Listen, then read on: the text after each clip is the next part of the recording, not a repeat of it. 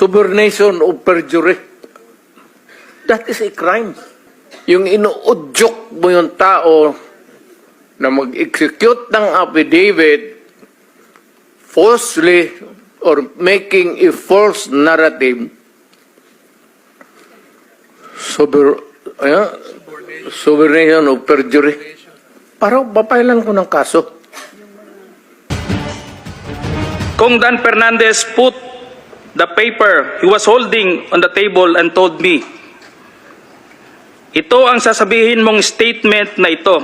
Ito ang supplemental affidavit ni Colonel Garma. Sabihin mo, alam mo ang reward system.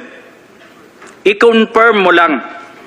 Kung Abante asked me how many years those still I have with the PNP, I answered, I still have 4 years before my retirement. Then he made a remark, pwede ka pang maging general. Gusto nilang magsisinungaling po ako, Your Honor.